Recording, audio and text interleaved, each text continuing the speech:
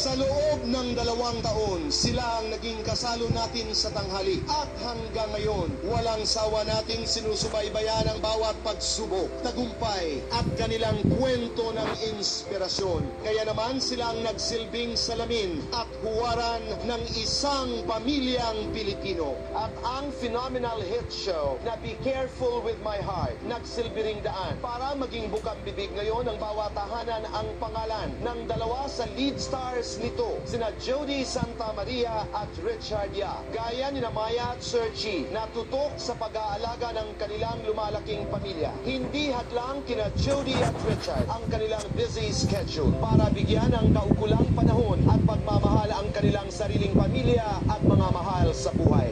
Kita namin talaga yung Jody Santa Maria side na bukod sa pagiging artista, bukod sa pagiging mabuting kasama sa set, yung pagiging nanay hindi talaga mawawala.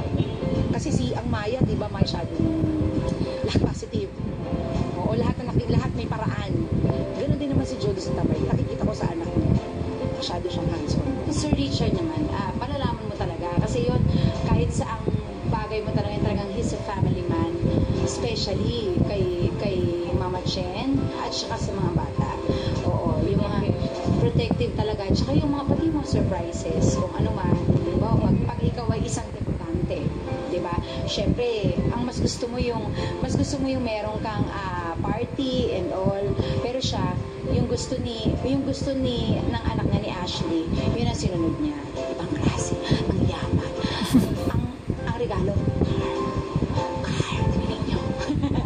Narinig niyo yun? O, ganun nila kamahal ang isa't isa. Kumbaga, parang everything he does is for his family. At ngayong hapon, ihahayag nila ang iba pang tinatagong laman ng kanilang mga puso. Philippine TV's most favorite couple, Richard Yap and Jody Santa Maria. Live!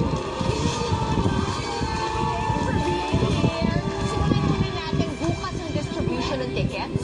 Yes, tomorrow magdi-distribute na po kami ng tickets para sa I Heart You 2, the Thanksgiving concert sa ABS-CBN Center Road po yan from 10 a.m. to 5 p.m. Kasi sometimes sa ganyan, di ba nagkakagulo dahil sa dami ng tao. So, meron bang should they wait for a text to tell them that this is the time you should come? Or wala? Talagang pilahan? 10 to 5 yung given na time para pumunta sila at pumila. Oh, and it's free.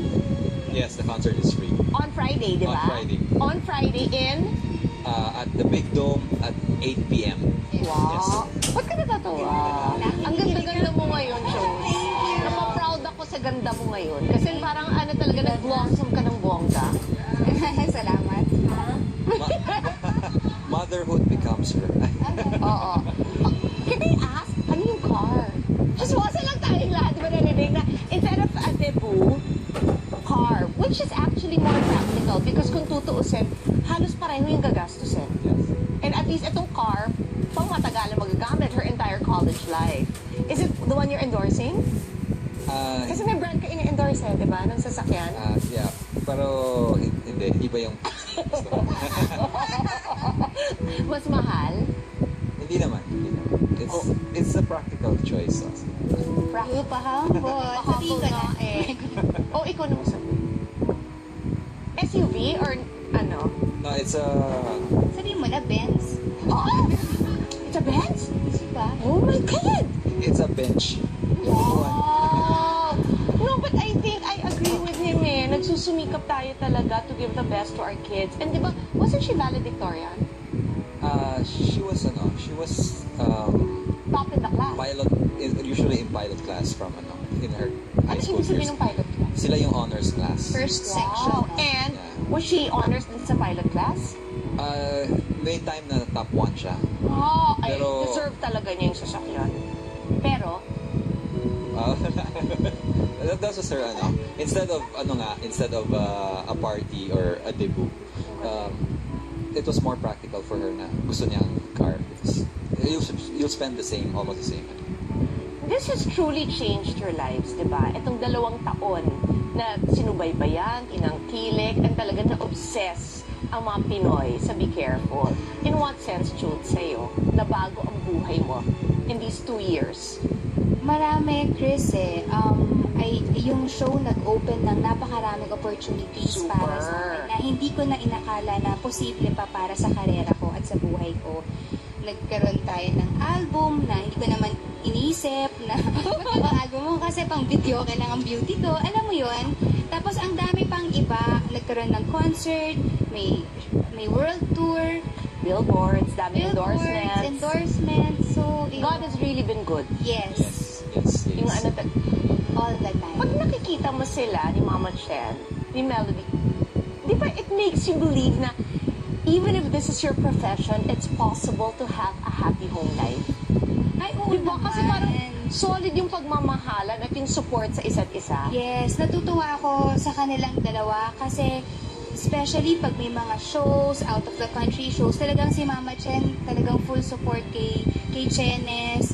And syempre sa aming trabaho, hindi ba? Ano siya, talagang siya pa yung sige maging sweet kayo. Nakakatuwa siya yung support Kasi niya. she knows that it's a job. And Yes. siguro she's that secure with his being faithful. Kaya siguro, di ba, I'm sure in your married life, baka wala kang kanotihan na ginawa. Kaya, kampante siya. Hindi, kasi it's Ay, hindi. we've been Richard, together we've been Richard. together for a very long time. We've been through all the ups and downs also. We've been through good times and bad. So we have a good foundation. So I think that's the secret to a marriage talaga. A good foundation, you trust each other, and Something like that. And I know that you get that a lot. not really. you just Narinig mo na yon. yeah, you just have to smile. Ayun lang ang sagot ko. Wala akong masasagot. Hindi mo sasabihin, huwag na lang. Hindi gano'n. Mahirap sagutin. Oh, kasi it just might be a joke, So Okay. if you say if you treat it seriously, they might say na ang ano mo naman. Uy, jokes are half siniseryoso mo. meant. Pero yung heartthrob status, paano mini-maintain yan? Hindi ako yun. Oo, hindi. Kasi parang do you work out? Do you have time to work out? Yes, Kasi ang I ganda have ng to. kutis mo talaga. Gagawin ko rin yung ginagawa mo. Anong pag-aalaga? Well, you really have to watch your diet, and then you really have to go to the gym also. Kahit na minsan we're taping 4 or 5 times.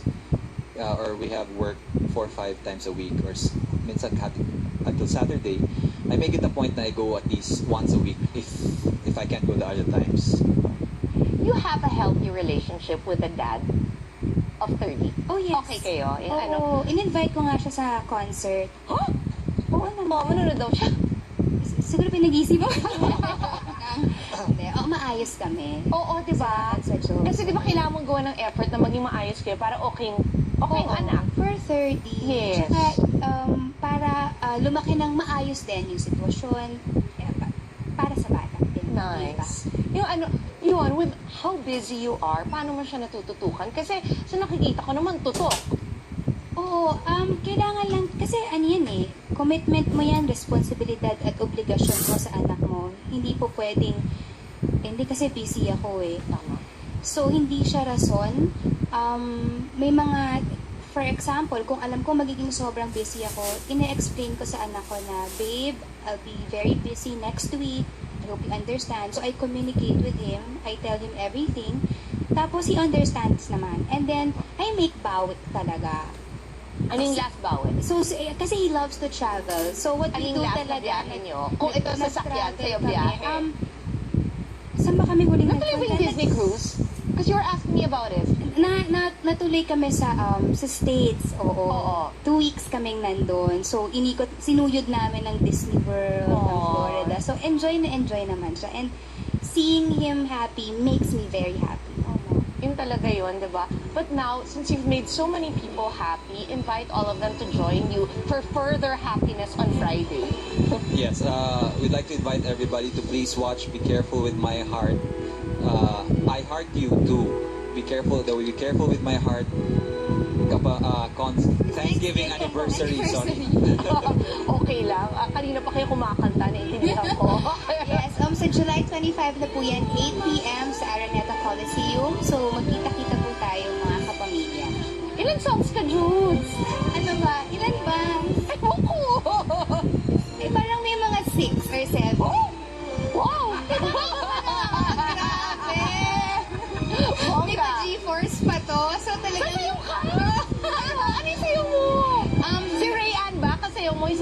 artist?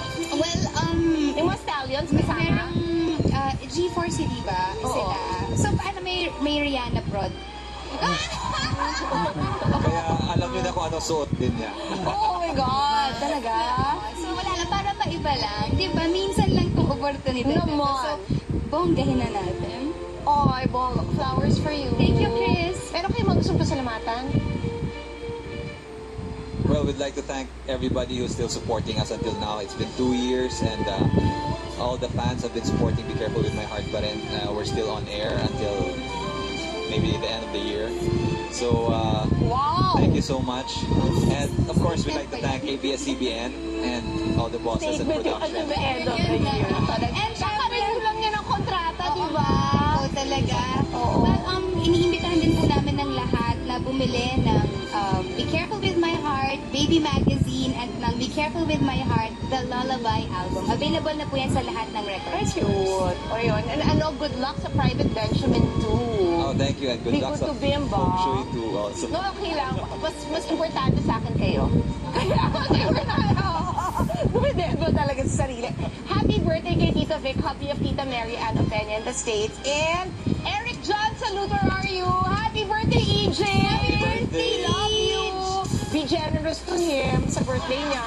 Really, we love him so much. And thank you very much, of course, to the One Sarte for my makeup today. Kasi he loves me. 4 days straight na kami magkatrabaho. Di kami nagkakasawaan sa isa't isa. Anyway, good luck sa inyong dalawa. Congratulations. Thank you, Chris. Thank you, Chris. Yeah, and then makikita sa kanila no, maliligayang buhay ninyo. Nagre-radiate eh. Ang ganda, ang bongga. Pagbalik natin, ang makakausap naman, di ba, nito ni John Estrada. Dito lang yan sa The Buzz!